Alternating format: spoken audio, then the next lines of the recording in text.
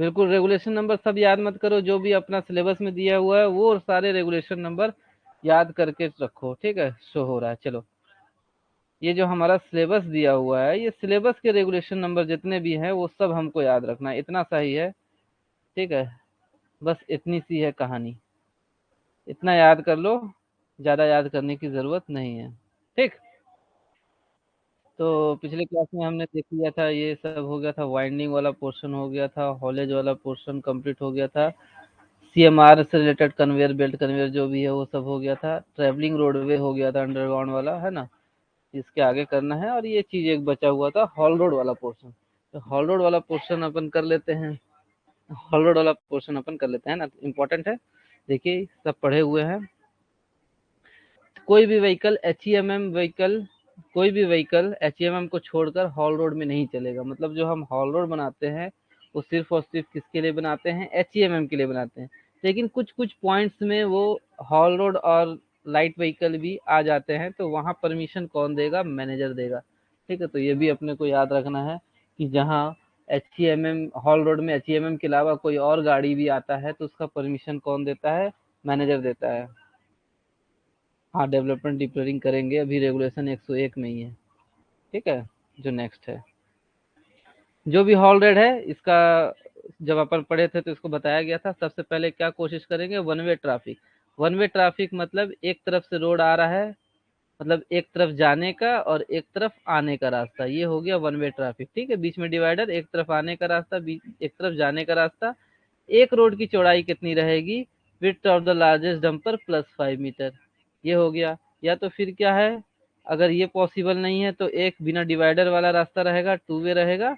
यहाँ क्या था, 3D+5। ठीक है, तीन, not less than 3 times the width of largest dumper plus 5 metre, plus 5 याद रखो हॉल रोड की चौड़ाई में। ओके, जहाँ बेंड्स और कॉर्नर्स रहेंगे तो कोशिश करेंगे कि बेंड्स और कॉर्नर में क्या करेंगे, ऐसा बनाएंगे कि आगे का 3 टाइम दिखे। ब्रेकिंग डिस्टेंस अगर 40 किलोमीटर पर आवर के स्पीड पे गाड़ी चल रहा है तो ब्रेक लगाने पे उसका 3 गुना ब्रेकिंग डिस्टेंस उसको क्लियर व्यू रहे, है ना, आगे का क्लियर व्यू दिखते रहे, ये आपका बेंड रहेगा। अगर ये पॉसिबल नहीं है, ये वाली चीज पॉसिबल नहीं है, तो क्या करेंगे, बीच में एक डिवाइडर बनाएंगे और ये क्या करेंगे, इसकी चौड़ाई, एक तरफ की चौड़ाई क्या रहेगा, 2D+3, 2D+3, मतलब ठीक है, डंपर का 2 गुना प्लस 3 मीटर। 1 मिनट को आया है ना।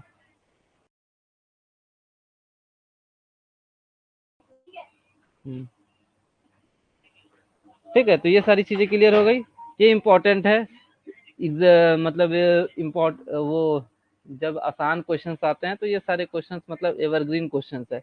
1/16 कॉर्नर में कितना होता है बताया मैंने कि breaking distance 40 kilometre per hour के स्पीड में चल रहा है तो 3 गुना ब्रेकिंग डिस्टेंस, है ना, दिखना चाहिए, क्लियर व्यू होना चाहिए। अगर ये पॉसिबल नहीं है तो 2D+3। ठीक है, ये हो गया। 1/16 इंपॉर्टेंट है, अगर इजी पेपर आता है तो ये क्वेश्चन जरूर रहता ही रहता है कि हॉल रोड का ग्रेडियंट क्या होना चाहिए, स्टीपर देन 1/60, मतलब फ्लैट होना चाहिए, जितना ज्यादा फ्लैट हो सके उतना ज्यादा फ्लैट होना चाहिए, लेकिन 1/60 उसका लिमिट है। ठीक है, रैम्स, रैम्स 1/10 सबको पता है कितना होना चाहिए, स्टीपर 1/10 होना चाहिए। एक स्ट्रेंच में 50 मीटर से ज्यादा नहीं होगा, सिर्फ और सिर्फ किसके लिए होगा, क्रॉलर माउंटेड मशीन्स के लिए होंगे। ठीक है, क्रॉलर माउंटेड मशीन्स के लिए सिर्फ होगा रैम्प। 1/10 से ज्यादा स्टीपर नहीं होना चाहिए, एक स्टैंड से 50 मीटर से ज्यादा नहीं होना चाहिए। ये चीज हम जब पढ़े थे तो बताए थे, इसको बताने का जरूरत नहीं है कि ये क्या है। वॉल और एम्बांकमेंट, है ना, जो वॉल और एम्बांकमेंट रहता है रोड के बगल में, जो जिसको बर्म भी बोल सकते हो आप, ये डंपिंग का बर्म अलग होता है, उसमें कंफ्यूज मत होना। ये अपने रोड के बगल में जो बर्म है वो है, ऊपर का क्या रहेगा 1 मीटर, नीचे का हो गया 2.5 मीटर, और इसका जो हाइट रहेगी वो डंपर के टायर के बराबर रहेगी। ठीक है, height not less then dumper of the largest tyre. Okay, light vehicle के लिए सेपरेट हॉल रोड रहेगा, और पैदल चलने के लिए पेडेस्ट्रियन या टू व्हीलर वो अलाउ नहीं रहेंगे हॉल रोड में। ठीक है, टू व्हीलर या पेडेस्ट्रियन हॉल रोड में अलाउ नहीं रहेंगे। जो कि जो हॉल रोड किसके लिए बने हैं, ट्रक, टिपर, डंपर और कोई भी मशीनरी मोबाइल के लिए बने हुए हैं। ओके, 10वां पॉइंट क्या बोल रहा है, एट एवरी कर्व, जहां भी इस तरीके का कर्व बनेगा वहां अपन क्या करेंगे, प्रेपेट वाल मतलब वही एम्बांकमेंट ही लगाएंगे, ठीक है, जिसमें जेब्रा लाइन, मतलब एक सफेद एक ब्लैक, एक सफेद एक ब्लैक, आप हाईवे में देखे होंगे, वो अपना बर्म में क्या रहेगा, इस तरीके का जेब्रा लाइन बना रहेगा, ठीक है, to keep the transport vehicle on the track specially at night time, night time में गड़बड़ ना हो, ठीक है। ये जो बर्म है, जिसको अपन वाल सॉरी प्रेपेट वाल और एम्बांकमेंट भी कहते हैं, उसका ऊपर का हाइट इस तरीके का बनेगा बर्म, जिसमें ऊपर का जो चौड़ाई है वो 1 मीटर से कम नहीं होना चाहिए, नीचे का जो बेस है, बेस 2.5 मीटर से कम नहीं होना चाहिए, और जो हाइट है वो जो भी लार्जेस्ट डंपर है, लार्जेस्ट डंपर या जो भी व्हीकल है, उसके टायर के हाइट के बराबर होने चाहिए। 6 को रिपीट कर दो। 6 को ही रिपीट कर रहा मैं। ये तो यार अपन जब हॉल रोड पढ़ रहे थे इसको अच्छे से बताया गया था, है ना। हॉल रोड है कि नीचे अपन का क्या है, गाड़ी रोड से नीचे उतर सकता है, तो उसके लिए अपन लास्ट साइड में क्या कर देते हैं, बर्म बना देते हैं कि हॉल रोड जो डंपर वगैरह है वो नीचे ना उतरे, ठीक है। तो इस केस में इसकी ऊपर की चौड़ाई 1 मीटर, नीचे की चौड़ाई बेस जो है वो 2.5 मीटर, और उसकी हाइट कितनी होगी, टायर के बराबर होगी, ठीक है। ये था आपका हॉल रोड से रिलेटेड चीजें। ये ड्रेनेज सिस्टम क्या है, one side of hall road में आपका ड्रेनेज सिस्टम मेंटेन रहता है, ठीक है, one side of hall road में ड्रेनेज सिस्टम मेंटेन रहता है। ये मैक्स किस तरफ बनाते हैं, मान लीजिए आपका हॉल रोड ऐसा है ना, 1 मिनट, ये आपका हॉल रोड है, ठीक, ये आपका हॉल रोड है, ये वाला पोर्शन क्या है, हॉल रोड है, ठीक। यहाँ आपका क्या हो गया, बर्न बन गया, ठीक, इसमें आपका डंपर चलेगा। तो ये जो इसको क्या बोलते हैं, हाई वाल बोलते हैं, ठीक है। ये वाला पोर्शन जो है वो हाई वाल कहलाएगा। तो इसके बगल में अपन ड्रेनेज सिस्टम को मेंटेन करते हैं, ताकि अगर पानी जो डंपिंग से या जो भी हाई वाल से बह कर आए वो रोड को डैमेज ना करे, वो क्या करे, नाली में ही बहे, ठीक है। तो रोड वाला रिपीट कर दो, रोड वाले में आप D+5 याद रखिए, ठीक। या तो वन वे रहेगा, आने का रास्ता अलग जाने का रास्ता अलग, इसको वन वे बोलते हैं। उसकी चौड़ाई, एक रोड की चौड़ाई क्या रहेगी, D+5 मीटर, ठीक है, 5 मीटर। और अगर ये वन वे पॉसिबल नहीं है तो सिर्फ एक रोड रहेगा जिसमें कहीं भी गाड़ी आना जाना कर सकता है, उस कंडीशन में चौड़ाई 3D+5, मतलब लार्जेस्ट डंपर या व्हीकल बोलिए उसका 3 गुना +5 मीटर, ठीक है। और ये अगर बेंड समय में 2D+3, ये 3 फॉर्मूला याद कर लीजिए, बेंड वाले में 2D+3। लेकिन इससे पहले कोशिश करेंगे कि ये वाला कंडीशन कि 40 किलोमीटर पर आवर के स्पीड में आपका गाड़ी चल रहा है, तो उसमें ब्रेक मारेंगे तो 3 टाइम्स आगे का दिखना चाहिए, क्लियर भी होना चाहिए कि ब्रेक मारने का जो भी डिस्टेंस रुकता है उसके 3 गुना आगे तक हमको दिखना चाहिए, ठीक है। अब आपका 4-5 मीटर का डायमीटर ही रहता है डंपर का, तो समझ लीजिए कितना 3 गुना होगा वो इसीलिए डायरेक्ट कोई डाटा नहीं लिखा है, हर डंपर का अलग अलग रहेगा, है ना। तो ये था हॉल रोड वाला कंडीशन। अब अपन आते हैं उसमें, इसमें माइन वर्किंग में आ जाते हैं, ठीक है। सेफ्टी मैनेजमेंट प्लान अगर रेगुलेशन से रिलेटेड देखें तो क्वेश्चन ये आ सकता है कि सेफ्टी मैनेजमेंट प्लान कौन बनाता है, कौन बनाता है, ऑनर, एजेंट और मैनेजर तीनों, ठीक है, तीनों का नाम है ऑनर, एजेंट और मैनेजर, तीनों का नाम है, ये बनाएंगे सेफ्टी मैनेजमेंट प्लान, ठीक है। क्या करेंगे, आइडेंटिफाई द हजार्ड, हजार्ड को आइडेंटिफाई करेंगे, हजार्ड रिस्क, ये सब का डिफिनेशन हम पहले पढ़ चुके हैं। रिपीट अगेन शैलेंद्र, क्या चीज को, रोड वाले को, बेंच की विड्थ भी डिस्कस कर दीजिएगा। बेंच की विड्थ तो आएगा, अभी मैकेनाइज्ड ओपन कास्ट हम पढ़ेंगे अभी आगे, ठीक है, उसमें बेंच की विड्थ वगैरह उसमें आएगा, अभी सिर्फ रोड के बारे में पढ़े, ठीक है, मैकेनाइज्ड ओपन का आएगा, ठीक है। इसको रिकॉर्डेड क्लास देख लेना, नहीं समझ में आएगा कॉल मैसेज कर लेना, ठीक है। आगे बढ़ते हैं, क्या है आज वैसे भी लेट हो गए हैं। आइडेंटिफाई द हजार्ड, ठीक है, हजार्ड आइडेंटिफाई करेंगे। हजार्ड क्या होता है, सोर्स, किसी भी जोखिम के होने को सोर्स को क्या बोलेंगे, हजार्ड, ठीक है। रिस्क क्या होता है, चांसेस, जो हम पढ़े थे लाइकलीहुड प्लस कॉन्सिक्वेंस, है ना। तो हजार्ड को आइडेंटिफाई करेंगे और रिस्क को एसेस करेंगे। हाँ, मैक्सिमम स्पीड HEMM का 30 है, ठीक है, बाकी किसी किसी माइंस में 20 भी रखते हैं, ओके। लेकिन मैक्सिमम स्पीड 30 तक रख सकते हैं, किसी किसी माइंस में 20 भी लिमिट कर दिया जाता है, वो माइंस मैनेजर के ऊपर डिपेंड करता है, ठीक है। डैम्पर का स्पीड 30 kmph पे लिमिट किया जाता है, लेकिन किसी किसी माइंस में 20 भी किया जाता है, जैसे हमारा मान लो कुसमुंडा माइंस है, वहाँ 20 किया गया है, ठीक है, तो ऐसा नहीं कि 30 एवरग्रीन है, उससे कम किया जा सकता है, 30 से ज़्यादा नहीं करना है। Record the significant hazard, make those records available for inspection by the employees. HEMM का डंपर, देखो यार डंपर एक एचईएमएम है, ठीक है, डंपर का ही है, जो 30 की बात हो रही है, 30 किलोमीटर पर आवर, ये डंपर की बात हो रही है ना। एचईएमएम में शॉवेल वगैरह सब आते हैं, अभी जो स्पीड की बात हो रही है वो डंपर का।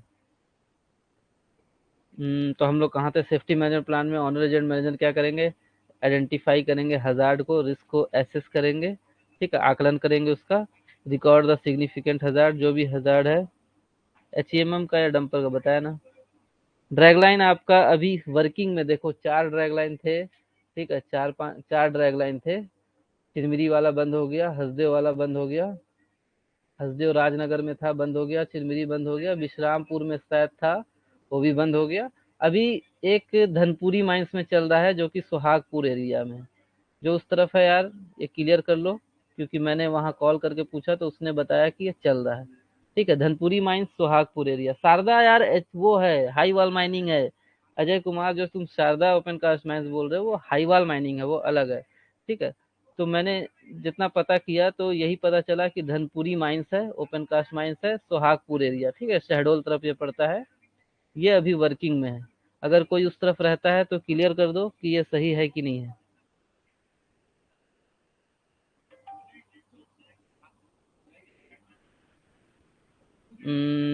ठीक है, दो बताए हैं, दो 21-22 का था। कौन कौन सा बताए हैं, कुछ नाम है तो बताओ यार, ताकि मैं पता कर सकूं, क्योंकि जहां तक मैंने फोन वगैरह इधर उधर किया तो यही धनपुरी सुहागपुर। नाम पता है माइंस का? 21-22 नाम नहीं है। ठीक है, मैं ये देवेंद्र सर से कंफर्म करता हूँ, ठीक है, इस चीज को मैं कंफर्म करता हूँ। बाकी ये धनपुरी सुहागपुर है कि चल रहा है। बाकी शारदा ओपन कास्ट बहुत इंपॉर्टेंट है, हाई वाल माइनिंग कोल इंडिया में पहली बार शारदा ओपन कास्ट माइंस में डाला गया है। ठीक है, ये जरूर याद रखना। हम्म सेफ्टी मैनेजमेंट प्लान में फिर क्या है आगे, ऑर्गेनाइजर और मैनेजर क्या करेंगे, जो भी रिस्क हुआ उसको एलिमिनेट करने का कोशिश करेंगे, कंट्रोल करने का कोशिश करेंगे, मिनिमाइज करने का कोशिश करेंगे। ठीक है, अगर एलिमिनेट नहीं हुआ, कंट्रोल नहीं हुआ, मिनिमाइज नहीं हुआ और रिस्क रिमेन है, तो अपन क्या करेंगे, उसके provide for personal protective equipment. ठीक है, सबसे पहले क्या करेंगे, हमको रिस्क दिखा कि हाँ यहाँ काम करने में रिस्क है, तो पहला स्टेप हमारा क्या रहेगा, एलिमिनेशन। ठीक है, एलिमिनेशन में 100% ऐसा कुछ हम पढ़े थे, है ना, वो एक बार देख लेना यार। कंट्रोल में कितना होता है, मिनिमाइज करेंगे, है ना, एलिमिनेट करने का कोशिश करेंगे, कंट्रोल करने का कोशिश करेंगे, मिनिमाइज करने की कोशिश करेंगे। अगर ये तीनों के बाद भी रिस्क रह गया तो पर्सनल प्रोटेक्टिव इक्विपमेंट देकर काम करने के लिए बोला जाएगा। फिर एक प्रोग्राम चलाया जाएगा जिसमें एम्प्लॉय को मॉनिटर हमेशा करते रहेंगे कि रिस्क में जो काम हो रहा है वो, है ना, चल रहा है। अब देखिए, based on identified hazard board of directors, ये तो यार देवेंद्र सर ने पढ़ाया होगा। अब जो भी हजार्ड हमने आइडेंटिफाई किया उसके बेसिस पे क्या करेगा, ऑनर एजेंट और मैनेजर क्या बनाएंगा, एक ऑडिटेबल डॉक्यूमेंट। ठीक है, ये भी क्वेश्चन आता है कि सेफ्टी मैनेजमेंट प्लान कैसा डॉक्यूमेंट है, एसएमपी कैसा डॉक्यूमेंट है, तो auditable document called safety management plan. कौन बनाता है, ऑनर एजेंट और मैनेजर बनाता है, इंपॉर्टेंट है, क्वेश्चन ये आ सकता है। किसके बेस पे बनाता है, जो भी हजार्ड और रिस्क आइडेंटिफाई हुआ उसके बेस पे बनाता है। कैसा है, ऑडिटेबल डॉक्यूमेंट है, और सेफ्टी मैनेजमेंट प्लान इसका फुल फॉर्म है। ठीक है, 175, 50, 30, 20, 5, क्या है, क्या कहना चाह रहे हो ये, ऑडिटेबल और डॉक्यूमेंट, इसीलिए ऑडिटेबल डॉक्यूमेंट है ना, इसको तोड़ दोगे तो क्या होगा, ऑडिटेबल और डॉक्यूमेंटेड। ठीक है, auditable plus documented is equal to auditable document. पांचवा पॉइंट देखिए क्या है, the safety management plan shall contain defined. Safety management plan में क्या क्या होना चाहिए, ठीक है, कंपनी का सेफ्टी और हेल्थ पॉलिसी को डिफाइन करना चाहिए। ये देखो, इस पूरे पॉइंट को एक बार लास्ट लास्ट में पढ़ के जाना, कुछ भी क्वेश्चन आ सकता है कि इनमें से एसएमपी में क्या क्या है। ठीक है, तो इनमें से एक ऑप्शन दे देगा, या ये भी नॉट वाला क्वेश्चन आ सकता है। नॉट वाला क्वेश्चन ये आ सकता है कि इनमें से कौन सा नहीं है। एसएमपी में इनमें से कौन सा नहीं है। ओके, तो एक तो है सेफ्टी पॉलिसी और कंपनी का हेल्थ पॉलिसी, है ना। हम्म। अच्छा, सॉरी सॉरी विपुल, जो तुम 100, 75, 50, 30 बोल रहे हो ना, हाँ ठीक। एलिमिनेशन में 100 हो जाता है, सब्स्टिट्यूशन में 75 हो जाता है। ये तो बहुत अच्छी है ना। A plan to implement the policy, ये भी एसएमपी में लिखा रहता है कि एक प्लान बताया जाता है कि पॉलिसी को कैसे इम्प्लीमेंट किया जाए। How the mind to develop capabilities to achieve the policy, mind कैसे कैपेबिलिटी डेवलप करेगा पॉलिसी को अचीव करने का। प्रिंसिपल हजार्ड मैनेजमेंट प्लान, ठीक है, ऑप्शन में ये सारे चीजें हो सकती है। एसओपी, स्टैंडर्ड ऑपरेटिंग प्रोसीजर्स, ये भी एसएमपी में, मतलब ये सब ऑप्शन में हो सकता है। इंपॉर्टेंट है कि क्या क्या एसएमपी के अंदर आता है। तो प्रिंसिपल हजार्ड मैनेजमेंट प्लान आता है, एसओपी आता है, ठीक है, safety and health policy of company आता है। West to measure, monitor and evaluate performance of safety management plan, safety management plan को कैसे मॉनिटर किया जाए, मेजर किया जाए, इवेल्युएट किया जाए, ये सब एसएमपी में लिखा रहता है। एक plan to regularly review and continuously improve the safety management plan, ठीक है, सेफ्टी मैनेजमेंट प्लान को कैसे कंटिन्यू इम्प्रूव किया जाए, रिव्यू किया जाए। A plan to review the safety management plan, पूरे सेफ्टी मैनेजमेंट रिव्यू, वही चीज आ गया। Details of involvement of mine workers, ठीक है, माइन वर्कर्स इन्वॉल्व हो रहे हैं कि नहीं, ये सारा डिटेल्स उसमें रहता है, ठीक है। तो ऑनर एजेंट और मैनेजर, इसमें एसएमपी में कौन इंक्लूड है, कौन कौन काम कर रहा है। ऑनर एजेंट और मैनेजर, देखो हर जगह ऑनर एजेंट और मैनेजर तीनों आ रहे हैं, ठीक है। एसएमपी में ऑनर एजेंट और मैनेजर तीनों याद रखेंगे। क्या रिव्यू भी कर रहा है, तो ऑनर एजेंट और मैनेजर पीरियडिकली रिव्यू कर रहे हैं कि जो हजार्ड आइडेंटिफाई हुआ था और रिस्क असेस्ड हुआ था, उसमें कितना एलिमिनेट हुआ, कितना कंट्रोल हुआ, कितना मिनिमाइज हुआ, ठीक है।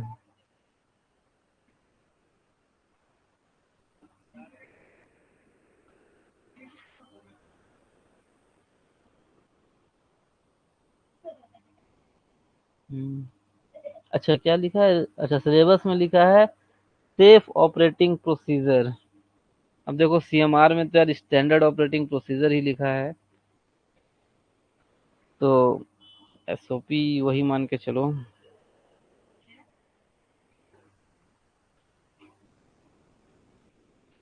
अब देखो ये जो सेफ्टी मैनेजमेंट प्लान है, उसको किसको सबमिट किया जाता है, ये भी क्वेश्चन आ सकता है, ठीक है। कौन करता है, ऑनर एजेंट और मैनेजर, ये तीनों में से कौन करता है, तो क्या आंसर रहेगा अपना, ऑनर एजेंट और मैनेजर। और सेफ्टी मैनेजमेंट प्लान का कॉपी किसको सबमिट किया जाता है, तो रीजनल इंस्पेक्टर को, ठीक है, रीजनल इंस्पेक्टर को सबमिट किया जाता है। ये रीजनल इंस्पेक्टर को एसएमपी सबमिट किया जाता है, याद रखना, सीआई आरआई बोथ ऐसा ऑप्शन आ सकता है, ठीक है। और कौन रिस्पॉन्सिबल रहता है इम्प्लीमेंटेशन का, सेफ्टी मैनेजमेंट प्लान को इम्प्लीमेंटेशन के लिए कौन रिस्पॉन्सिबल रहता है, तो ऑनर एजेंट और मैनेजर रिस्पॉन्सिबल रहता है कि सेफ्टी मैनेजमेंट प्लान इम्प्लीमेंट अच्छे से हो, ठीक। तो ये सारी चीजें क्या थी आपकी, एसएमपी से रिलेटेड। एक मिनट यार।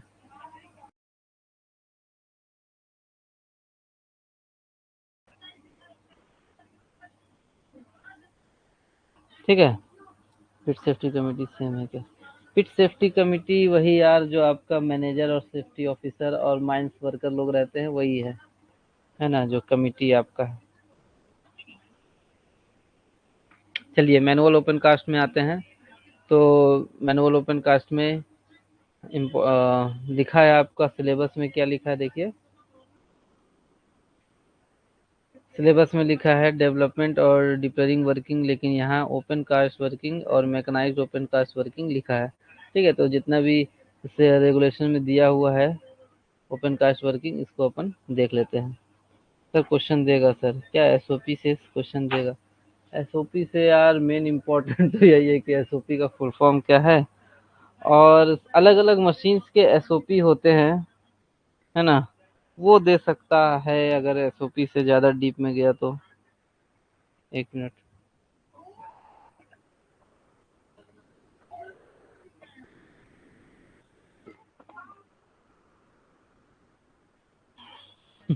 एसओपी का एक ही क्वेश्चन तो अभी तक देखा हूँ यार मैं, कि एसओपी का फुल फॉर्म बताओ।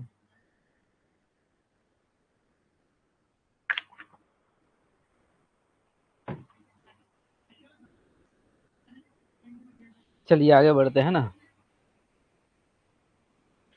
मैनुअल ओपन कास्ट वर्किंग देखा जाए तो जो लूज मटेरियल होता है जैसे एल्यूवियल सॉइल, मुरुम, ग्रेवल, क्ले, डेब्रिस और जो भी सिमिलर ग्राउंड है, तो अपने को 45 डिग्री सबको याद है कि भैया जो साइड रहेगा वो एंगल ऑफ सेफ्टी का कितना रहेगा, 45 डिग्री। इस लूज मटेरियल में हाइट कितना होगा, 1.5 मीटर। मैनुअल की बात हो रही है, ठीक है, 1.5 मीटर। और उसकी विड्थ क्या रहेगी, लेस देन हाइट। यही है जो बेंच का बोल रहे थे ना आप, कौन एक बोल रहा था ना बेंच के बारे में बताइए। तो यही बेंच, ये जो बेंच बन रहा है मैनुअल में, तो उसका जो हाइट रहेगा ये क्या बोल रहा है, 1.5 मीटर से ज़्यादा नहीं होगा। और ये जो चौड़ाई है, जो विड्थ है बेंच की, वो क्या रहेगा, ये हाइट से कम नहीं होना चाहिए, ठीक है, ये विड्थ हमेशा चौड़ा रहेगा।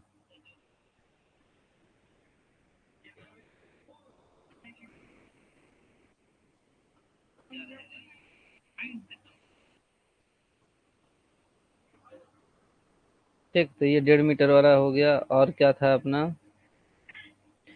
दूसरा point, where any pillar is left in to. ये चीज भी बताया गया था कि मैनुअल वर्किंग में क्या हो रहा है, बीच में अपन एक पिलर छोड़ दे रहे हैं जो कि मेजरमेंट के काम हो रहा है। ये हमने मैनुअल किया, बीच में एक पिलर छोड़ दिया जो कि मेजरमेंट के काम होता है, मेजरमेंट के काम आता है। तो ये पिलर का हाइट कितना होना चाहिए, 2.5 मीटर से ज्यादा नहीं होना चाहिए। ठीक है, जो बीच में पिलर छोड़ रहे हैं ताकि मेजर कर सके बाद में, तो ये 2.5 मीटर से ज्यादा नहीं होना चाहिए। लेकिन पिलर बनाना हम चालू किए तो एक समय ऐसा आएगा कि उसका हाइट हो जाएगा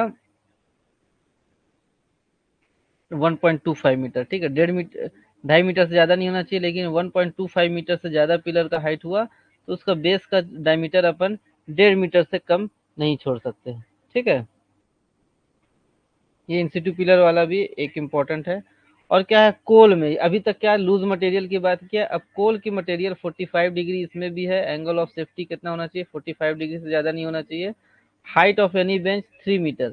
ठीक है, अब यहाँ हो गया 3 मीटर, बेंच की बात हो रही है ना, तो ये हाइट हो गया 3 मीटर। और ये चौड़ाई क्या हो गया, विड्थ जो बेंच की विड्थ है वो क्या होना चाहिए, हाइट से कम नहीं होना चाहिए। ठीक है, विड्थ जो है वो हाइट से कम नहीं चाहिए, हमेशा हाइट से ज्यादा होना चाहिए। ये मैनुअल की बात हो रही है। ठीक, एक ये हो गया। Provide that the height of the bench shall not exceed 6 metre. ठीक है, किसी भी केस में मतलब अपना चीफ इंस्पेक्टर परमिशन दे सकता है जो भी हम ऊपर पढ़े उसके अलावा कुछ करने का, लेकिन किसी भी केस में 6 मीटर से ज्यादा हाइट नहीं होना है। ठीक है, चीफ इंस्पेक्टर परमिशन दे सकता है 3 मीटर से ज्यादा कर लीजिए अगर कहीं कंडीशन अच्छा है तो, लेकिन किसी भी सूरत में मैनुअल ओपन कास्ट वर्किंग में 6 मीटर से हाइट ज्यादा नहीं होगा। ठीक है, देखो ये आपका WCL का क्वेश्चन आ गया।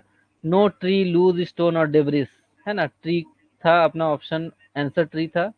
तो कोई भी पेड़, लूज स्टोन या डेब्रिस क्या रहेगा, 3 मीटर के बेंच से, एज और साइड के एक्सकेवेशन से 3 मीटर की दूरी पे नहीं रहेगा। ठीक है, तो इस तरीके का वो तो मस्त फिल इन द ब्लैंक्स बना दिया था WCL ने। तो कोई भी ट्री लूज स्टोन, ये क्वेश्चन 3 मीटर वाला ज्यादातर क्वेश्चन अभी तक फ्रेम होते थे कि 3 मीटर कितने मीटर के अंदर कुछ भी लूज नहीं होना चाहिए, लेकिन WCL ने थोड़ा सा ये क्या किया, फिल इन द ब्लैंक्स यहाँ कर दिया। ठीक है, no person sir undercut, कोई भी क्या करेगा, कोई अंडर कट नहीं करेगा। जैसे ये बेंच है ना, तो अंडर कट क्या हो गया, इतना हम खा गए तो ये बेंच कैसा बन गया, ऐसा बन गया। ठीक है, तो ये अंडर कट कहलाया, बेंच में अंडर कट नहीं करना है, बेंच एकदम ऐसा बनेगा। ठीक है, तो अंडर कट नहीं करना है और ओवर हैंगिंग भी नहीं छोड़ना है। अब देखो मैकेनाइज्ड ओपन कास्ट वर्किंग में आते हैं। तो माइंस चालू करने से पहले, मैकेनाइज्ड ओपन कास्ट वर्किंग में माइंस चालू करने से पहले ऑनर और एजेंट क्या करेंगे, साइंटिफिक स्टडी करवाएंगे अपने माइंस का। ठीक है, साइंटिफिक स्टडी कराएंगे, वहाँ मिट्टी के हिसाब से साइंटिफिक स्टडी से बताया जाएगा कि किस मेथड से आपको काम करना है। मतलब उससे हम आइडिया करेंगे कि किस मेथड से काम करना है। अल्टीमेट पिट स्लोप क्या रखना है, डम स्लोप क्या रखेगा, जो भी मिट्टी रहेगा उसके हिसाब से हम ये सब सेट करेंगे। Monitoring of slope stability, slope stability को कैसे मॉनिटर किया जाएगा, ये सब साइंटिफिक स्टडी से अपना क्या किया जाएगा, बताया जाएगा। ठीक है, तो ये होगा mechanised open cast working. The height of the benches, अब ये क्या था, उसमें अपन मैनुअल में पढ़े थे। अब मैकेनाइज्ड में अगर लूज मटेरियल है जैसे एल्यूवियल सॉइल, मुरुम, ग्रेवल, क्ले, डेब्रिस, तो उस केस में 3 मीटर। ठीक है, तो अपन इस तरीके से करेंगे। ये मैनुअल हो गया, ये मैकेनाइज्ड हो गया। ठीक, ये मैकेनाइज्ड हो गया। मैनुअल में क्या है 1.5 मीटर, मैकेनाइज्ड में क्या है 3 मीटर। एक इसमें एलडीवीएल वाले केस में। कोल वाले केस में मैनुअल में था 3 मीटर, अब मैकेनाइज्ड में क्या है कोल वाले केस में, कोल और ओवरबर्डन वाले केस में क्या है मैकेनाइज्ड में, कि आपका जो बूम का हाइट रहेगा, बूम का हाइट रहेगा उससे ज्यादा नहीं होना चाहिए बेंच का हाइट। ठीक है, जो over rock formation shall not more than the digging height और reach of the excavation in machine use. ठीक है, हाइट तो समझ में आ गया, ये बूम का हाइट कर लो। ये इस तरीके से ये बूम हो गया। ठीक है, जहां तक आपका बकेट पहुंच रहा है उतना आपका हाइट हो जाएगा मैकेनाइज्ड में। ओके, तो ये तो हो गया हाइट की बात। अब विड्थ की बात किया जाए तो यहाँ देखो बेंच है ये। ठीक है, तो चौड़ाई की बात किया जाए तो चौड़ाई क्या होगा, विड्थ और द तीन कंडीशन है। ठीक है, एक दो तीन, तीन कंडीशन है। पहला कंडीशन क्या है, मैनुअल में हार्ड रॉक का 6 मीटर, हाँ 6 मीटर से ज्यादा नहीं होगा। अब वो भी चीफ इंस्पेक्टर से पहले परमिशन लेना पड़ेगा कि हम 3 मीटर से ज्यादा ले रहे हैं, लेकिन किसी भी सूरत में 6 मीटर से ज्यादा नहीं होना चाहिए। तो बेंच मैकेनाइज्ड में क्या होगा, जो भी वाइडेस्ट मशीन है +2 मीटर। ठीक है, वाइडेस्ट मशीन कुछ भी हो सकता है, जो अपना है ना, शॉवेल भी हो सकता है, डंपर भी हो सकता है, तो जो भी अपना मशीन उस बेंच में चल रहा है उससे 2 मीटर। ठीक है, तो D+2, एक तो ये हो गया। अगर डंपर प्ले हो रहा है बेंच में तो 3 times the width of the dumper. ठीक है, 3D, हाँ एक क्या हो गया 3D, 3 times the width of the dumper. और क्या है हाइट ऑफ द बेंच, इससे कम नहीं होना चाहिए, हाइट ऑफ द बेंच से कम नहीं होना चाहिए। क्वेश्चन में आपका ये दे सकता है कि लार्जेस्ट व्हीकल का विड्थ इतना है और डंपर का विड्थ इतना है, सबको कैलकुलेट करके आप देखेंगे, जो सबसे ज्यादा रहेगा उतना आपका बेंच का विड्थ रहेगा। ठीक है, तो मतलब विच एवर इज मोर, ये लाइन को मत भूलिएगा। इसमें गलती इस क्वेश्चन में क्या होता है, विच एवर इज मोर को हम भूल जाते हैं, है ना। विच एवर इज मोर बहुत इंपॉर्टेंट है, कि ये तीन कंडीशन दिया है, इन 30 कंडीशन में से जो भी ज्यादा रहेगा, चाहे वाइडेस्ट मशीन +2 मीटर ज्यादा हो जाए, या 3 टाइम्स डंपर ज्यादा हो जाए, या हाइट ऑफ द बेंच ज्यादा हो जाए, उसमें से जो भी ज्यादा रहेगा उसको अपन बेंच का विड्थ मान के चलेंगे। ठीक है, तो विच एवर इज मोर को अपन ध्यान नहीं देते हैं, तो आंसर हड़बड़ी में पहला ऑप्शन देख के मार के आ जाते हैं। लेकिन अच्छे से ये ले क्वेश्चन अगर आया, मैकेनाइज्ड ओपन कास्ट में विड्थ वाला क्वेश्चन आया तो अच्छे से पढ़िएगा और ये तीनों ऑप्शन को खोज करके अपना आंसर दीजिएगा। ठीक है, जो भी अपना CMR में देखा जाए तो कोई भी आपका ओपन कास्ट माइंस हो रहा है तो उसको बैक फिलिंग करके क्या करना है, रिक्लेमेशन करना है। ठीक है, स्पॉइल बैंक और डंप की बात किया जाए तो उसका जो स्पॉइल बैंक है ना, ये अपना डंपिंग है। ठीक है, तो ये डंप का जो ये एंगल ऑफ स्लोप है, ये एंगल ऑफ स्लोप जो है, स्लोप एंगल, ये कितना होना चाहिए, सबसे पहले तो नेचुरल एंगल ऑफ रिपोज, ये आंसर रहेगा आपका नेचुरल एंगल ऑफ रिपोज। लेकिन किसी भी सूरत में 37.5 डिग्री से ज्यादा नहीं होना चाहिए नेचुरल एंगल ऑफ रिपोज। तीनों देगा तो लास्ट में ऑप्शन यही रहेगा, विच एवर इज मोर। ठीक है, इस तरीके का रहेगा ऑप्शन। ठीक, या ऑल ऑफ द एबव ये भी हो सकता है, तो ऑल ऑफ द एबव मार के आएंगे। ये तीनों देगा तो डाटा दे देगा कि डंपर का चौड़ाई इतना है और वाइडेस्ट मशीन का चौड़ाई इतना है। ठीक है, इस तरीके का आपका डाटा दे देगा अगर तीनों देगा तो।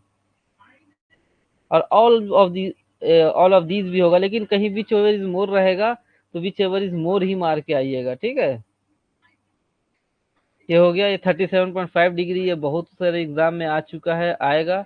या तो पहला क्या है, नेचुरल एंगल ऑफ रिपोज होना चाहिए, लेकिन किसी भी सूरत में 37.5 डिग्री से ज्यादा नहीं होगा आपका स्पॉइल बैंक डब का स्लोप। कोई भी spoil bank exceed 30 metre in height shall be benched. हाँ, अब अपन डंपिंग कर रहे हैं तो एक डंपिंग क्या करेंगे, डंपिंग करते करते जैसे ही 30 मीटर का हुआ तो उसको बेंचिंग कर देंगे। ठीक है, फिर अगला 30 मीटर जाएंगे, फिर बेंचिंग कर देंगे, फिर ऐसे 30 मीटर जाएंगे, फिर बेंचिंग कर देंगे, है ना। तो मतलब क्या बोल रहा है, कोई भी स्पॉइल 30 मीटर से ज्यादा हाइट नहीं रहेगा। ठीक है, ताकि बेंच अपन 30 मीटर से ज्यादा ना हो। ठीक है, और उसको 1 वर्टिकल टू 1.5 हॉरिजॉन्टल, ये इंपॉर्टेंट है, 1 वर्टिकल टू 1.5 हॉरिजॉन्टल। ठीक है, स्पॉइल बैंक का जो स्लोप है, ओवरऑल स्लोप स्पॉइल बैंक का क्या रहेगा, 1 वर्टिकल तो डेढ़ हॉरिजॉन्टल। इसको अपन और क्या बोल सकते हैं, 1.5 इन 1। ठीक है, इस तरीके का भी ऑप्शन रहेगा तो कंफ्यूज नहीं होंगे। ठीक है, वन वर्टिकल मतलब ये वन वर्टिकल हो गया और डेढ़ हॉरिजॉन्टल हो गया, तो इसको क्या बोलते हैं अपन, सॉरी 1 in 1.5, उल्टा लिख दिया मैंने। इसको अपन कैसे लिख सकते हैं, ये नोटिस ऑफ एक्सीडेंट ही कहलाएगा, डेंजरस अकरेंस ही कहलाएगा। ठीक है, जो हम notice of accident dangerous occurrence में जिसको देते थे CIRI को, उसी को देंगे। ठीक, ये डेंजरस अकरेंस में आएगा, जो भी स्पॉइल बैंक अगर फेलियर होगा तो ये डेंजरस अकरेंस में है। ठीक है, तो हाँ, इसको क्या बोलेंगे, वन वर्टिकल डेढ़ हॉरिजॉन्टल मतलब 1.5, सॉरी 1 in 1.5 ही होगा, हाँ सॉरी 1 in 1.5, मतलब 1.5 मीटर अपन आगे बढ़ रहे हैं तो 1 मीटर ऊंचा हो जा रहा है, इसका मतलब ये होता है। ठीक है, तो ये भी ऑप्शन रहेगा 1 in 1.5, तो भी इसी को मार के आएंगे। ये नहीं कि अपन ये वर्ड पढ़ के जाए हैं वन वर्टिकल डेढ़ हॉरिजॉन्टल, अगर ये ऑप्शन में नहीं रहा, ये ऑप्शन में रहा, तो अपन उल्टा ना मार के आ जाओगे, 1.5 in 1 मार के मत आओगे, हमेशा क्या वन वर्टिकल 1 in 1.5 मार के आना है। ठीक है, ये याद रखना, हो सकता है ऑप्शन घुमा दे, तो अपन ये तो पढ़े रहते हैं, लेकिन ऑप्शन घुमाता है तो गलती करके आ सकता है।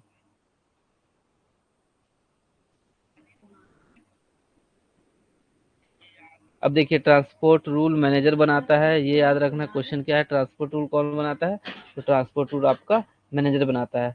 कोड ऑफ प्रैक्टिस कौन बनाता है, तो कोड ऑफ प्रैक्टिस भी आपका कौन बनाता है, मैनेजर बनाता है। Code of practice not being inconsistent with the act or these regulations for each such machinery operation as the case may be। ठीक है, क्वेश्चन अब ये याद रखना, ट्रांसपोर्ट रूल कौन बनाता है, ये क्वेश्चन आता है मैनेजर। कोड ऑफ प्रैक्टिस कौन बनाता है, मैनेजर। ठीक है, कोड ऑफ प्रैक्टिस जो भी बनाएगा वो किस, उसमें क्या क्या रहेगा कि सेफ ऑपरेटिंग प्रोसीजर, ये देखिए अब स्टैंडर्ड ऑपरेटिंग प्रोसीजर और सेफ ऑपरेटिंग प्रोसीजर। चलिए, दो चीज आ गई अपने पास। एसएमपी, एसएमपी से, एसएमपी में जो एसओपी लिखा है वहाँ क्या है भैया, स्टैंडर्ड ऑपरेटिंग प्रोसीजर। अब कोड ऑफ प्रैक्टिस के अंदर जो एसओपी है वो है सेफ ऑपरेटिंग प्रोसीजर। अच्छा, दो ठो अपने को मिल गया। ठीक, एसओपी भी मैनेजर बनाता है, जो एसएमपी रहता है वो ऑनर एजेंट और मैनेजर आता है उसमें तीनों। ठीक है, examination and testing of the machinery, examination and testing. अब देखिए आपका क्या नाम है, सिलेबस में एसओपी क्या दिया है, सेफ ऑपरेटिंग प्रोसीजर दिया है, तो मान लो एसओपी का फुल फॉर्म आता है और दोनों ऑप्शन रहता है, तो अपने को क्या लेना है, सेफ ऑपरेटिंग प्रोसीजर लेना है ना। कहाँ गया, safety management plan, safe operating procedure. ठीक, मान लो आपका फुल फॉर्म का क्वेश्चन आ जाता है और स्टैंडर्ड ऑपरेटिंग प्रोसीजर भी दिया है, सेफ ऑपरेटिंग प्रोसीजर भी दिया है, तो आप सेफ ऑपरेटिंग प्रोसीजर मानेंगे, क्योंकि हमारा सिलेबस में सेफ ऑपरेटिंग प्रोसीजर दिया है और हमारे सीएमआर में भी कोड ऑफ प्रैक्टिस के अंदर क्या मिल गया, सेफ ऑपरेटिंग प्रोसीजर मिल गया। ठीक है, तो कोड ऑफ प्रैक्टिस में सेफ ऑपरेटिंग प्रोसीजर लिखा रहेगा, examination and testing of machinery लिखा रहेगा, schedule and nature of examination मतलब कब टेस्ट करना है, कैसे टेस्ट करना है ना, मशीन को कैसे टेस्ट करना है, ये सारा चीज लिखा रहेगा। हिंदी देखिए सही लिखा है, सीएमआर भी दिया है सिलेबस में, हिंदी में सही दिया है मतलब एसओपी का फुल फॉर्म, ऑनर, अच्छा हिंदी, सॉरी सॉरी सॉरी, सुरक्षित कार्यशैली, सेफ मतलब सुरक्षित ही तो होता है यार, है ना, सेफ मतलब सुरक्षित ही तो होता है।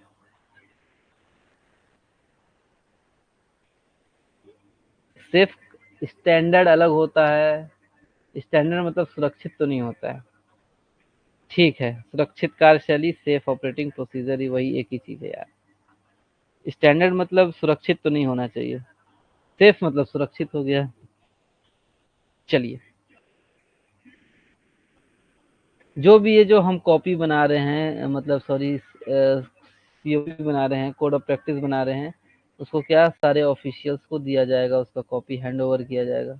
ठीक है, ताकि इफेक्टिवली ये काम हो सके। अच्छा हाँ, हिंदी में तो कोई कंफ्यूजन रहेगा ही नहीं, ऑप्शन आपका हिंदी भी तो आएगा। ठीक, अब डेवलपमेंट वर्क देखते हैं। ठीक है, ये 3 मीटर एवरग्रीन क्वेश्चन है, मैक्सिमम एग्जाम में आता है।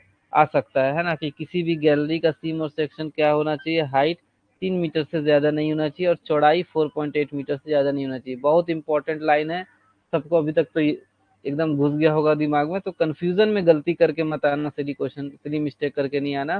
ठीक है, तो ये क्या भैया, अपना हाइट 3 मीटर से ज्यादा नहीं होगा और चौड़ाई जो रहेगा गैलरी का वो क्या भैया 4.8 मीटर से ज्यादा नहीं होगा। ठीक है, नो गैलरी ना सीम, सीम मतलब कोयले में जो गैलरी बनेगा। ठीक है, जो कोयले में गैलरी बनेगा सीम में, उसकी बात हो रही है। जितना कोशिश करेंगे जो भी पिलर बनेगा वो रेक्टेंगुलर शेप का होगा। अब ये 111 तो भाई बताना नहीं है, क्योंकि ये बहुत इंपॉर्टेंट चीज है। क्वेश्चन एक दो ठो आ भी चुका है और आएगा, आना भी चाहिए, है ना। तो ये तो अभी तक, अब तो समय भी नहीं रहा कि अब इसको मतलब बताया जाए। ये तो भैया, मैं जब ये रिवीजन चालू किया था तभी मैंने बोला था कि सिर्फ सिलेबस के भरोसे मत रहो। ठीक है, अब इतना वो नहीं है कि पूरा शुरू से आप लोग एक तरफ से अपना चालू रखो, बाकी इधर अपन करते रहेंगे। ये जो क्वेश्चन अराइज हो रहा है कि सिलेबस के हिसाब से रेगुलेशन पढ़ने से एग्जाम निकल जाएगा, कि मेरे भाई कि सिलेबस अपन फोकस कर रहे हैं, सिलेबस पे पढ़ना सब कुछ है। मैं बार बार शुरू से ही जब से रिवीजन चालू हुआ तब से कर रहे हैं। हम्म, ठीक है, तो इसको भाई बोलने का जरूरत नहीं है। ये तो रट लिए हो गए, अभी तक जो नहीं रटा है अभी भी 2 दिन समय है, रट लो। अब जो भी जैसे ट्रिक करो वो सब हो जाएगा, है ना। द चीफ इंस्पेक्टर राइटिंग में कंडीशन। हाँ, अगर ये जो हम ऊपर पढ़े हैं उसको अपन उसके अलावा भी चीफ इंस्पेक्टर राइटिंग में दे सकता है कि हाँ इसके अलावा भी आप कर सकते हो, तो चीफ इंस्पेक्टर से परमिशन लेके इसके अलावा भी पिलर का साइज वाइज हम कर सकते हैं। ठीक है, अगर 7 अक्टूबर 7 सितंबर 1926 से पहले का माइंस है तो ये सब अप्लाई उसमें नहीं होता है, क्योंकि उस समय ये सब चीजें नहीं आई थी। जो हाइट और विड्थ हम पढ़े 3 और 4.8 मीटर, वो हम इंक्रीज नहीं करेंगे बिना परमिशन लिए रीजनल इंस्पेक्टर के, है ना। कि अगर देखा जाए तो जो 3 मीटर और 4.8 मीटर का रेगुलेशन है, तो उससे ज्यादा हम हाइट और चौड़ाई नहीं बढ़ाएंगे जब तक कि हम रीजनल इंस्पेक्टर से परमिशन ना ले लें। ठीक, तो ये था ये क्या था, डेवलपमेंट। डिप्लरिंग में देखो, डिप्लरिंग का परमिशन से क्वेश्चन आ सकता है। 7 सितंबर से पहले का अगर माइंस है तो ये जो हम ऊपर पढ़े हैं टेबल वगैरह, वो सब इसमें फॉलो नहीं होगा, है ना। 2 3 4 5, ये जो हम ऊपर 3 मीटर 4.8 मीटर ये सब जो हम पढ़े हैं, यदि 7 सितंबर 1926 से पहले का खुला हुआ माइंस है तो ये सब अप्लाई उसमें नहीं होगा, क्योंकि उस समय कंडीशन अलग थी, अलग तरीके से वो खुला गया है। ठीक है।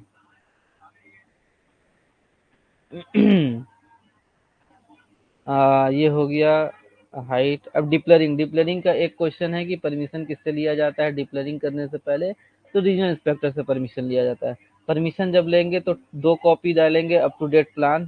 ठीक है, जिसमें क्या क्या शो किया जाएगा, पर्पज, ये भी ये चीजें भी आप अच्छे से पढ़ो कि जो हम 2 कॉपी डालेंगे, परमिशन ले रहे हैं डिप्लरिंग का, उसमें रीजनल इंस्पेक्टर से परमिशन लेंगे, उसके साथ 2 अप टू डेट प्लान डालेंगे। उस प्लान में क्या क्या शो किया जाएगा, प्रोपोज एक्सटेंट ऑफ एक्सट्रैक्शन, कहाँ तक हम कोयला निकालेंगे ये शो किया जाएगा, किस मैनर से निकालेंगे ये शो किया जाएगा, सीम का थिकनेस, सीम का depth, nature of roof, roof का नेचर कैसा है, रेट एंड डायरेक्शन और डीप, ये सारी चीजें भैया,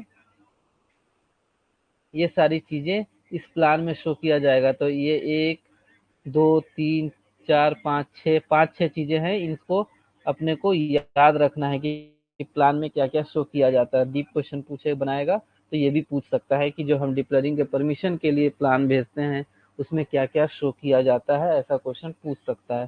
ठीक है, कोई भी पिलर को हम रिड्यूस या स्प्लिट नहीं करेंगे, डायमेंशन रिजल्टेंट बिलो, मतलब टेबल में जो हम डायमेंशन पढ़ रहे हैं उससे ज्यादा कोई भी पिलर को हम रिड्यूस स्प्लिट नहीं करेंगे। ठीक है, नॉट सैनरी gallery shall be heightened to exceed 3 metre, कोई भी गैलरी को अपन 3 मीटर का अपना रेगुलेशन है तो 3 मीटर से ज्यादा हाइटेंड नहीं करेंगे। अब देखो डिप्लरिंग कर रहे हैं तो एक्सट्रैक्शन के टाइम क्या है, एक्सट्रैक्शन हो रहा है। ठीक है, एक्सट्रैक्शन चालू है, उस केस में क्या बोल रहा है कि एक मतलब अंडर एक्सट्रैक्शन है। ठीक है, ये पिलर का स्टूक में बदल चुका है, तो आगे का 2 में अपने को एक्सट्रैक्शन कर सकते हैं, ठीक है। Then the length of 2 pillar ahead of the pillar that is being extracted, ठीक है। यहाँ एक्सट्रैक्शन हो रहा है तो आगे का 2 पिलर तक ही अपन को स्प्लिटिंग और रिडक्शन कर सकते हैं, उसके आगे नहीं करेंगे। अभी ये एक्सट्रैक्शन चालू नहीं हुआ। अब ये लाइन क्या कहता है, एक्सट्रैक्शन चालू नहीं हुआ है, मतलब सिर्फ स्प्लिटिंग कर रहे हैं, सिर्फ स्प्लिटिंग कर रहे हैं, तो आगे के 4 पिलर तक कर सकते हैं। इसमें बहुत कंफ्यूजन होता है, ठीक है, इसमें बहुत कंफ्यूजन होता है, तो याद रखना। मतलब हम सिर्फ स्टूक बनाए हैं, ठीक है, मतलब सिर्फ अपन क्या कर रहे हैं, स्प्लिटिंग, इसको क्या बोले, स्प्लिटिंग बोल रहे हैं, ठीक है। स्प्लिटिंग किया तो इस केस में अपन क्या करेंगे, आगे के 2 पिलर तक स्प्लिटिंग कर सकते हैं, ठीक। लेकिन अब इसको हम पिलर एक्सट्रैक्शन करना चालू कर दिए। पिलर एक्सट्रैक्शन मतलब पिलर को खाना भी चालू कर दिए, तो इस केस में आगे के 4 तक क्या बोल रहा है, रिस्ट्रिक्टेड टू मिनिमम 4 पिलर, ठीक है, 4 पिलर तक अपन को नहीं करना है। क्लियर हुआ ये चीज।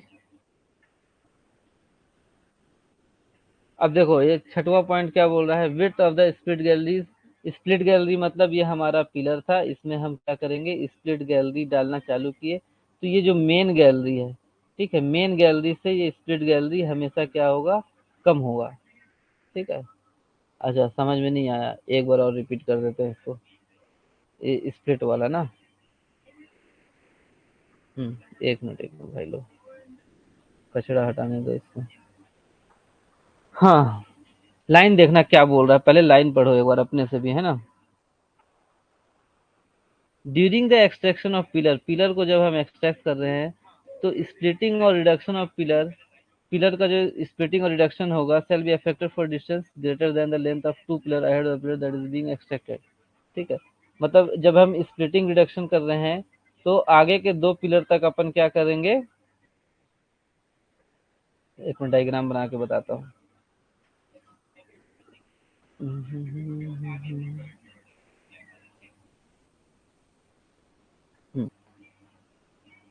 ये पिलर को अपन एक्सट्रैक्ट कर रहे हैं, तो फिर क्या हो रहा है, आगे के 2 पिलर तक ही हम स्प्लिटिंग कर सकते हैं, मतलब आगे के 2 पिलर को ही अपन क्या कर सकते हैं, स्प्लिटिंग कर रहे हैं। लेकिन क्या बोल रहा है, where pillar extraction is about to begin, मतलब अभी तक पिलर का एक्सट्रैक्शन चालू नहीं हुआ है, सिर्फ स्प्लिटिंग कर रहे हैं, ओनली स्प्लिटिंग कर रहे हैं, ठीक है। तो क्या बोल रहा है, उस केस में आगे के 4 तक अपन स्प्लिटिंग कर सकते हैं। यहाँ हम पिलर को पूरा उखाड़ना चालू कर दे रहे हैं, तब आगे के 2 तक ही करना है, लेकिन सिर्फ स्प्लिटिंग कर रहे हैं, है ना। ये क्या, where pillar extraction is about to begin, ठीक है। यहाँ अभी पिलर का एक्सट्रैक्शन चालू नहीं हुआ है, अबाउट टू बिगिन मतलब चालू होना है, और यहाँ एक्सट्रैक्शन चालू है, ठीक है, एक्सट्रैक्शन चालू है, और यह अबाउट टू बिगिन, बस ये 2 लाइन अलग अलग है, इससे आपका पकड़ा जाएगा, ठीक है। अगर यहाँ क्या है, एक्सट्रैक्शन चालू नहीं है, मतलब सिर्फ स्प्लिटिंग कर रहे हैं, सिर्फ स्प्लिटिंग करेंगे तो आगे के 4 तक कर सकते हैं। और यहाँ क्या है, कोयला निकालना भी चालू कर दिए, स्प्लिटिंग करने के बाद अपना जो स्टूक बना उसको भी खाना चालू कर दिए, उस केस में आगे के 2 तक ही स्प्लिटिंग करेंगे, ठीक है। अब समझ में आया। यहाँ सिर्फ स्प्लिटिंग हो रहा है, कोयला खाना चालू नहीं किए हैं, तब 4। यहाँ क्या कि स्प्लिटिंग के बाद इसका एक्सट्रैक्शन करना भी चालू कर दिए हैं, तो आगे के 2 तक ही स्प्लिटिंग करेंगे। हाँ, तो स्प्लिट का गैलरी क्या है, मेन गैलरी से हमेशा क्या रहेगा, कम रहेगा, एक ये है। अगर हम स्टोइंग कर रहे हैं, स्टोइंग कर रहे हैं सैंड से, तो ये हर 10वें दिन, तब 4 पिलर ले सकते हैं, जब डिपरिंग चालू है तब 2 पिलर या 30 मीटर, जो अधिक उसकी लेंगे। 30 मीटर तो कहीं ऐसा लिखा नहीं है, 2 पिलर ही लिखा है ना। हम्म, ये हो गया आपका। अब देखो स्टोइंग कर रहे हैं, तो हर महीने के 10वें दिन, 10वें दिन क्या करेंगे, अपने को रीजनल इंस्पेक्टर को सबमिट करना है उसका एक रिपोर्ट, जिसमें क्या क्या दिया रहेगा, कि कौन करेगा, ऑनर एजेंट और मैनेजर करेगा। उसमें क्या क्या बताएंगे कि क्वांटिटी ऑफ कोल कितना निकला, और कितना सैंड और अदर मटेरियल हमने स्टोइंग किया, ठीक है। एक ये हो गया। Extraction of coal by method other than board and pillar system. देखिए अगर सीएमआर से इससे क्वेश्चन बनाएगा तो बहुत ही छोटा ये रेगुलेशन है, बाकी लॉन्ग वाल ये सब आप लोगों ने पढ़ा होगा, है ना। इसका मतलब क्या हुआ, जो लॉन्ग वॉल में ये कहना चाहता है कि लॉन्ग वॉल मेथड। ठीक है, तो अगर हम बोर्ड एंड पिलर के अलावा कोई भी एक्सट्रैक्शन करना चाहते हैं तो उसका परमिशन किससे लेते हैं, चीफ इंस्पेक्टर से। अगर सीएमआर से बनेगा, सीएमआर से क्वेश्चन बनेगा इस टॉपिक में, तो यही ये क्वेश्चन बन सकता है कि परमिशन किससे लेते हैं, चीफ इंस्पेक्टर से। सीएमआर से बाहर बनेगा तो लॉन्ग वॉल से कोई सा भी क्वेश्चन पूछ सकता है। ठीक है, तो लॉन्ग वॉल वाला पोर्शन भी आप अच्छे से देख लेंगे। तो जब परमिशन लेते हैं तो 2 copy of up to date plan देते हैं। उसमें क्या क्या रहता है, किस मैनर से हम काम करेंगे, मान लो लॉन्ग वॉल है तो लॉन्ग वॉल कैसे निकालेंगे, and propose extent of development और एक्सट्रैक्शन। ठीक है, प्रपोज एक्सटेंट ऑफ डेवलपमेंट और एक्सट्रैक्शन, कितने दूर तक हम डेवलपमेंट करने वाले हैं ना, एक्सटेंट पूछ रहा है। तो ये एक आपका सिलेबस में दिया है, और इतना ही सीएमआर है क्वेश्चन, ये परमिशन पूछ सकता है। ठीक है, और ये प्लान में क्या क्या शो करते हैं ये पूछ सकता है, अगर सीएमआर से पूछा तो। और बाहर से पूछा तो लॉन्ग वॉल से कुछ भी पूछ सकता है। सेविंग में देखो क्या है, रेगुलेशन नंबर 111 112 जो हम पढ़े, 111 क्या था, चार्ट था, है ना। तो अगर इस अगर मैनेजर के ओपिनियन में ये रहेगा कि हमारा जो पिलर का साइज है वो अलग रहे, कंडीशन ऐसा है कि हॉलेज के लिए हमको साइज बढ़ाना या घटाना पड़ रहा है, वेंटिलेशन के लिए साइज को घटाना पड़ रहा है, ड्रेनेज के लिए पिलर के साइज को घटाना पड़ रहा है, तो मैनेजर क्या करेगा, 14 दिन के अंदर, ठीक है, 14 दिन के अंदर रीजनल इंस्पेक्टर से परमिशन लेगा नोटिस लिखकर कि ऐसा मैं करना चाहता हूँ। जो भी टेबल में 111 साइज दिया है उससे कम साइज का करना चाहता है, तो मैनेजर क्या करेगा, ये 14 दिन इंपॉर्टेंट याद रखना कि 14 दिन के प्रीवियस नोटिस राइटिंग में देगा रीजनल इंस्पेक्टर को। ठीक है,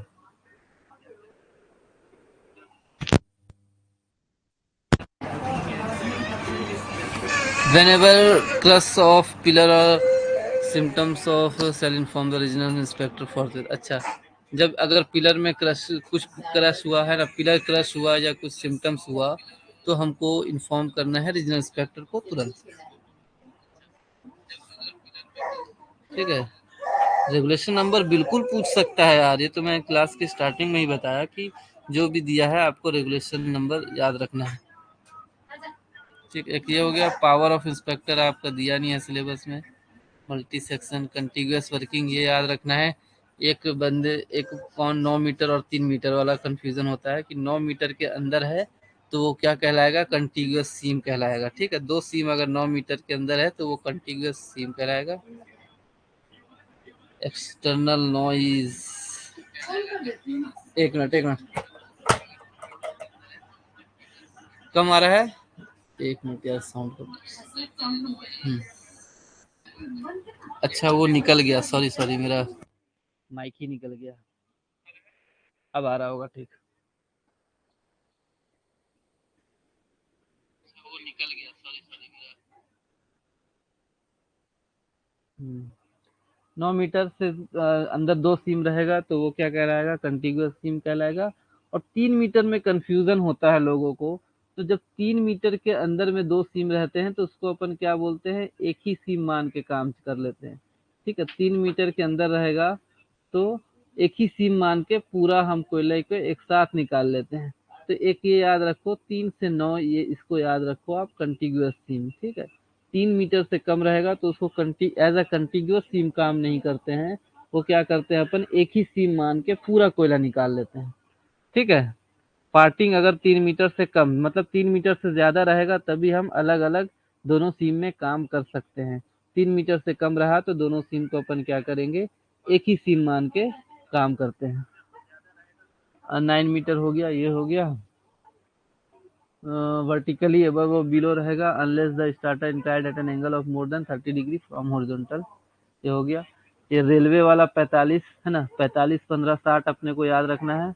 इसमें भी 45 15 60, 45 रेलवे रोड पब्लिक वर्क ये सब है 45। ठीक है, 15 क्या था, सरफेस वाले वाटर है ना, सरफेस मतलब रिवर उवर जो सरफेस में है। 60 क्या है, अंडरग्राउंड वाला वाटर, वहां काम नहीं कर सकते, ऐसे ही कुछ था ना। 3 मीटर वाले को क्या बोलते हैं, 3 मीटर वाले को कुछ बोलते नहीं है। 3 मीटर वाले में कंडीशन ये है कि उसको हम एज अ कंटिन्यूअस सीम काम नहीं कर सकते, मतलब दोनों सीम में अलग अलग काम नहीं कर सकते, दोनों सीम को एक ही सीम मान के पूरा कोयला निकाल लिया जाता है। Working near mine boundaries in below ground mines, मतलब जो अंडरग्राउंड माइंस में क्या एक पिलर, ठीक है, हाफ डिस्टेंस पिलर छोड़ते हैं, मतलब इधर वाला माइंस आधा छोड़ेगा, उधर वाला माइंस आधा छोड़ेगा, दोनों मिला के क्या होता है एक पिलर, लेकिन अपने को हाफ ही याद रखना है, ठीक है। जो भी आपका पिलर का लेंथ हो रहा है उसका आधा क्या हो गया, माइन बाउंड्री कहलाएगा, ठीक। और ओपन कास्ट में इसी तरीके का क्या था, 7.5 मीटर, ये क्वेश्चन बहुत से एग्जाम में आ गया है। ये 9 मीटर अलग चीज है अजय कुमार, जो तुम बोल रहे हो ना वो दूसरा चीज है। वो एक ही सीम की बात है, 9 मीटर जो हम कंटिन्यूअस सीम पढ़ रहे हैं वो दो अलग अलग सीम ऊपर नीचे है, उसको कंटिन्यूअस सीम बोल रहे हैं। जो तुम 9 मीटर वाली बात कर रहे हो वो ब्लास्टिंग वाले पोर्शन में हम पढ़ेंगे। 7.5 मीटर ये हो गया। स्टार्टर कंट्रोल मॉनिटरिंग प्लान, ये इंपॉर्टेंट है, ठीक है। स्टार्टर कंट्रोल मॉनिटरिंग प्लान कौन बनाता है, तो ऑनर एजेंट एंड मैनेजर। देखो एसओपी सीओपी ये सब मैनेजर आया, लेकिन ये स्कैम्प, ठीक है, starter control monitoring plan scamp का फुल फॉर्म भी पूछ सकता है। किस बेस पे बनाया जाता है, साइंटिफिक स्टडी के बेस पे बनाया जाता है। कौन बनाता है, ऑनर एजेंट और मैनेजर बनाता है। Size of mine boundary half of pillar होता है, ठीक है। क्वेश्चन आपका आएगा तो यहाँ सीएमआर में देखो साफ साफ लिखा है, distance equal to half the distance. जो भी टेबल नंबर 111 रेगुलेशन में जो टेबल है उसमें जो भी आपका साइज रहेगा पिलर का उसका हाफ आपका माइन बाउंड्री कहलाएगा। दोनों तरफ का मिला करके एक पिलर हो जाता है, लेकिन आंसर में आप हाफ को ही याद रखेंगे। 7.5 मीटर क्या है, ओपन कास्ट माइंस वाली बात है कि ओपन कास्ट माइंस में माइन बाउंड्री क्या करेंगे, 7.5 मीटर अपन छोड़ देते हैं, ठीक है। ये आपका माइन बाउंड्री हो जाता है। आपको हाफ ही याद रखना है, आप सिर्फ एक माइंस का याद रखो, दोनों तरफ का मत देखो, ठीक है। अब इसमें भी बोलोगे 7.5 7.5 15 होता है सर, ऐसा नहीं करना, ठीक है। इसमें भी तो आप 7.5 दोनों तरफ का जोड़ दोगे तो 15 बोल दोगे।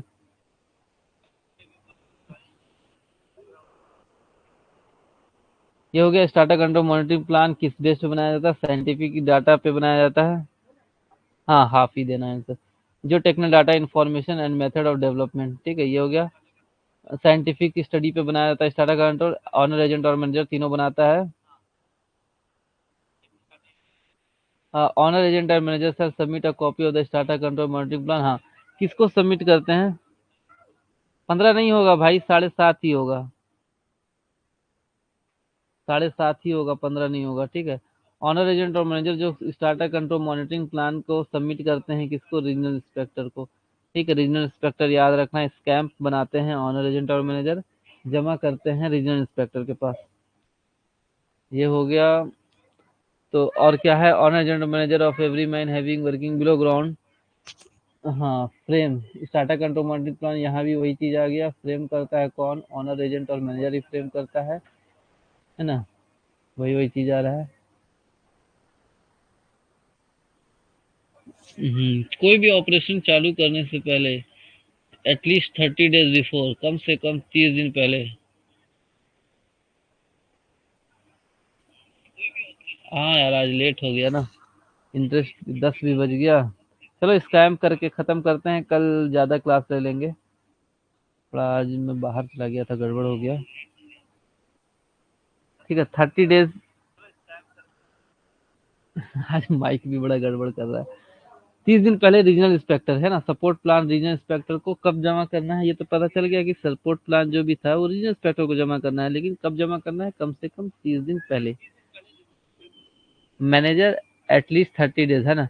The manager hand over copies of the support plan, जो सपोर्ट प्लान बना है उसको मैनेजर किसको किसको, लोकल लैंग्वेज में जो भी काम कर रहे हैं एम्प्लॉयड इन माइंस उनको देगा, और including the assistant manager, assistant manager को भी इंक्लूड करेगा, और सुपरवाइजरी ऑफिशियल्स, ये सबको क्या देगा, सपोर्ट प्लान। सपोर्ट प्लान वही स्टार्टर कंट्रोल मॉनिटरिंग प्लान को यहाँ शॉर्ट में सपोर्ट प्लान बोला गया है, ठीक है। तो कौन बनाता है, ऑनर एजेंट और मैनेजर बनाता है, ठीक है। और सपोर्ट प्लान में क्या क्या इंक्लूड रहेगा, ये क्वेश्चन पूछ सकता है कि सपोर्ट प्लान में क्या क्या इंक्लूड रहता है, तो क्या क्या इंक्लूड रहता है, कि सपोर्ट का performance, measurement of startup behaviour, ये सब सपोर्ट प्लान में रहेगा। रीसेटिंग ऑफ सपोर्ट, सपोर्ट को किस तरीके से रीसेट करना है, ठीक है। टेम्पररी सपोर्ट का क्या प्रोविजन है, ओल्ड सपोर्ट को रिप्लेसमेंट का क्या प्रोविजन है, विड्रॉल ऑफ सपोर्ट, सपोर्ट को विड्रॉल करने का क्या प्रावधान है, clearing of falls of ground, ठीक है, जो फॉल्स ऑफ ग्राउंड है तो कैसे क्लियर किया जाएगा, ये सारी चीजें सपोर्ट प्लान में लिखा रहेगा। तो ये एक एक पॉइंट आपको लास्ट लास्ट में देख करके जाना है कि ये कुछ भी पूछ सकता है। Owner general sir formulate code of standing orders, ठीक है। ऑनर जनरल मैनेजर ये स्टैंडिंग ऑर्डर्स भी बनाते हैं कि किस तरीके से ये सब करना है, सपोर्ट करना है। अच्छा, टेम्पररी वाला दे दिया था ना, देखो WCL तो बता रहा ना कुछ ज्यादा ही ये सब डीप चीजें थी, है ना, एक एक लाइन से क्वेश्चन आ गया था, है ना, इसीलिए एक एक चीज को याद रखना है। टेम्पररी सपोर्ट का देखो WCL दे दिया। The system and organisation for procurement and supply of support, है ना। The method of handling including dismantling and assembling, ये पूरा आपको मेथड ऑफ हैंडलिंग वगैरह देना है, उसमें रहेगा, सॉरी, जो वो बनाएंगे अपन सपोर्ट प्लान, स्टैंडिंग ऑर्डर्स बनाएंगे जो। चलो ठीक है, आज यहीं छोड़ते हैं, कल थोड़ा ज्यादा क्लास ले लेंगे, लेट भी हो रहा है अब, है ना। सेटिंग ऑफ सपोर्ट से करते हैं। 129 इम्पोर्टेंट है जो सरदार का वो है, 129 से एग्जामिनेशन बाई सरदार, ये बहुत इंपॉर्टेंट है। अच्छे से पढ़ेंगे, फ्रेश माइंड से पढ़ेंगे, है ना, लेंदी पढ़ने से फायदा नहीं है। 31 तारीख हो गया, एक दो अपने पास। चलो कल 2 ढाई घंटे का क्लास लेने की कोशिश करते हैं, ठीक है। कल ही कोशिश करते हैं हो जाए जो भी है, परसों के भरोसे ना रहे। और यार देखो, पर क्या नाम है, ठीक है, ये जो बार बार ये पूछ रहे हो कि सिलेबस पढ़ने से हो जाएगा, ये जरूरी नहीं है कि सिलेबस से ही आएगा, ठीक है। सिलेबस दिया है तो आना तो इसी से चाहिए। बाकी पूरा हमारे भरोसे ना बैठो, क्या पता हम तुम्हारे भरोसे बैठे हो, तो अपने तरफ से चालू रखो।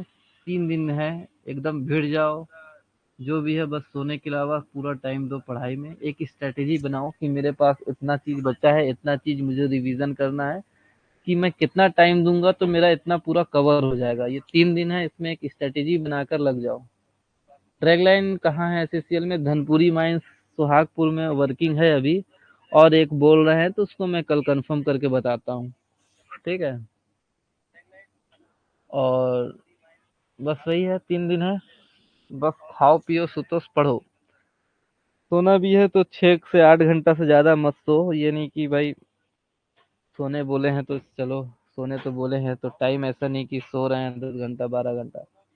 6 से 8 घंटा सो, बहुत हो गया 6 से 8 घंटा, उससे कम भी मत सो। और बाकी है 3 दिन, एक स्ट्रेटेजी बनाओ कि मेरा इतना बचा है पढ़ाई में, इतना कंप्लीट करना है, कितना टाइम दूंगा तो कैसे कंप्लीट होगा। और इस सिलेबस से अंदर कुछ भी आया तो वो तो नहीं छोड़ना है। सॉरी, सिलेबस तो है ही, और CMR एक्ट रूल, इतना कॉन्फिडेंस अभी गेन कर लो। हम्म, सुहाग मतलब पति, हाँ, सुहागपुर एरिया धनपुरी माइंस में है, ये तो कंफर्म है, ठीक है। बाकी हाँ, मैं सिलेबस से बाहर ही बोल रहा हूँ, सिलेबस से बाहर ही यार, मतलब एक्ट रूल्स CMR ये पढ़ के जाओ। और इससे यही आना चाहिए, SCCL का जो अभी तक दिखा है, और सर्वेयर का जो एग्जाम हुआ है ठीक ठाक था।